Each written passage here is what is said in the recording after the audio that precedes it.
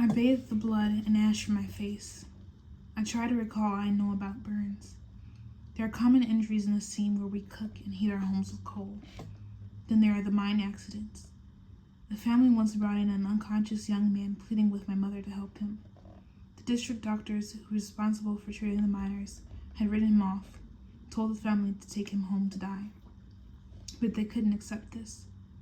He lay on our kitchen table, senseless to the world. I got a glimpse of the wound in his thigh, gaping, charred flesh, burned clear down to the bone, before I ran from the house. I went to the woods and hunted the entire day, haunted by the gruesome leg, memories of my father's death. What's funny was, Prim, who's scared of her own shadow, stayed and helped. My mother says healers are born, not made. They did their best, but the man died, just like the doctor said he would. My leg is in need of attention, but I still can't look at it. What if it's as bad as a man's, and I can see my bone?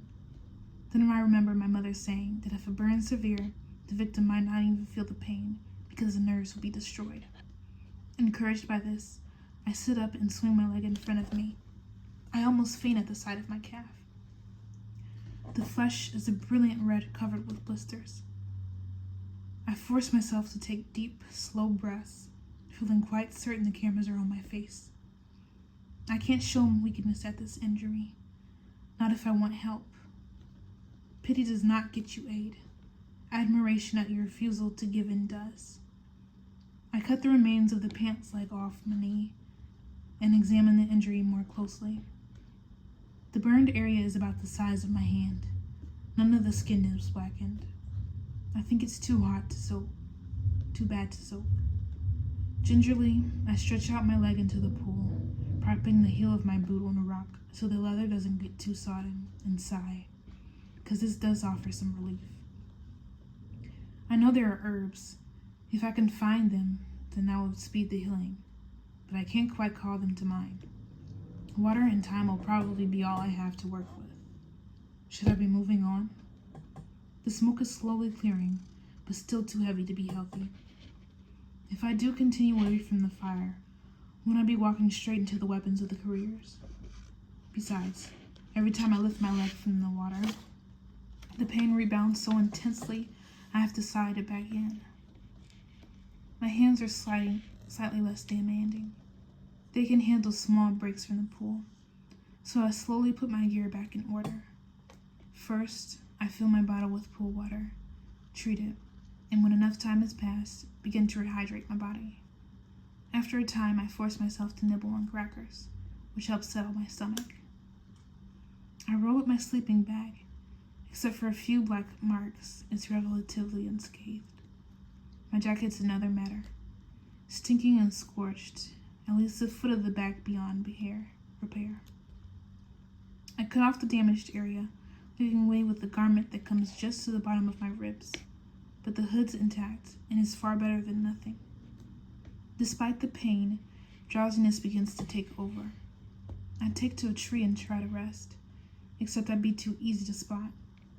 Besides, abandoning my pool seems impossible. I neatly arrange my supplies, even settle my pack on my shoulders, but I can't seem to leave. I spot some water plants with edible roots and make a small meal with my last piece of rabbit. Sip water. Watch the sun make its slow arc across the sky. Where would I go anyway that is safer than here? I lean back on my pack, overcome by drowsiness. If the careers want me, let them find me, I think, before drifting into a stupor. Let them find me. And find me they do. It's lucky I'm ready to move on, because when I hear the feet, I have less than a minute head start. Everything has begun to fall. The moment I awake, I'm up and running, splashing across the floor, flying into the underbrush. My leg slows me down, but I sense my pursuers are not as speedy as they were before the fire either. I hear their coughs, the raspy voices calling to one another. Still, they're closing in, just like a pack of wild dogs. And so I do what I have done my whole life in such circumstances. I pick a high tree and begin to climb. If running hurt, climbing is agonizing because because it requires not only exertion, but direct contact of my hands on the tree bark. I'm fast, though. By the time they've reached the base of my trunk, I'm 20 feet up. For a moment, we stop and survey one another. Hope they can't hear the pounding of my heart. This could be it, I think. What chance do I have against it? All 6 are there, the 5 careers and PETA, and my only consolation is they're pretty beat up too. Even so, look at their weapons. Look at their faces, grinning and snarling at me. A sure kill above them. It seems pretty hopeless, but then something else registers. They're bigger and stronger than I am, no doubt, but they're also heavier. There's a reason it's me and not Gil who ventures up to pluck the highest fruit, or rob the most remote bird nest. I must weigh at least 50 or 60 pounds less than the smallest career. Now I smile. How's everything with you? I call down cheerfully. This takes them aback, but I know the crowd will love it. Well enough, says the boy from District 2. Yourself? It's been a bit warm for my taste, I say. I can almost hear the laughter from the Capitol. The air's better up here. Why don't you come on up? Think I will, says the same boy. Here, take this, Kato, says the girl from District 1, as she offers him the silver bow and sheath of arrows. My bow, my arrows. Just the sight of them makes me so angry I want to scream at myself, as I try to repeat it, distracting me from my having them. I try to make eye contact with him now, but he seems to be intentionally avoiding my gaze as he polishes his knife with the edge of his shirt. No, says Kato, pushing away the bow. I'll do better with my sword. I can see the weapon, a short, heavy blade at his belt. I give Kato time to hoist himself into the tree before I begin to climb again. Gil always says I remind him of a squirrel, the way I can scurry up even the slenderest limbs. Part of it's my weight, but part of it's practice. You have to know where to place your hands and feet. I'm another 30 feet in the air when I hear the crack and look down to see Kato flailing as he and a branch go down. He hits the ground hard, and I'm hoping he possibly broke his neck when he gets back to his feet, swearing like a fiend. The girl with the arrows, Glimmer, I hear someone call her. The names the people of District 1 give their children are so ridiculous. Anyway, Glimmer scales the tree until the branches begin to crack under her feet, and then has the good sense to stop. I'm at least 80 feet high now. She tries to shoot me, and it's immediately evident that she's incompetent with the bow. One of the arrows gets lodged in the tree near me, though, and I'm able to seize it. I wave it teasingly above her head, as if this was the sole purpose of retrieving it, when actually I mean to use it if I ever get the chance. I could kill them, every one of them, if those silver weapons were in my hands. The careers regroup on the ground, and I can hear them growling conspiratorially against themselves. Furious, I have made them look foolish. But twilight has arrived, and their window of attack on me is closing.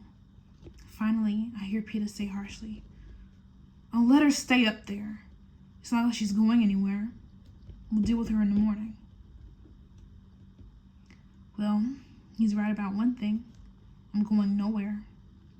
All the relief from the pool water is gone, leaving me to feel full of potency of my burns.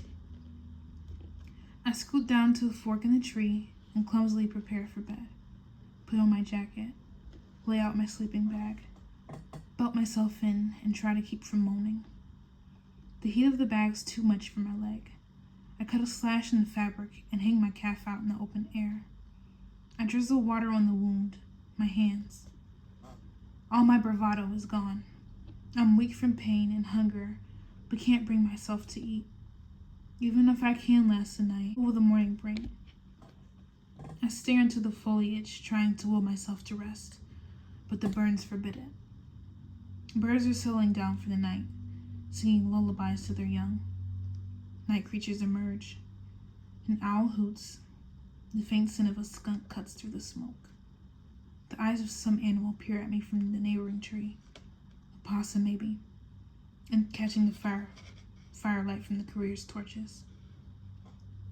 Suddenly, I'm up on one elbow. Those are no possum eyes. I know their glassy reflection too well. In fact, those are not animals' eyes at all. In the last dim rays of light, I make her out, watching silently from between the branches. Rue. How long has she been there? The whole time, probably. Still and unobserved as the action unfolded beneath her. Perhaps she headed up the tree shortly before I did, hearing the pack was so close. For a while, we hold each other's gaze. Then, without even rustling a leaf, her little hand slides into the open and points to something above my head.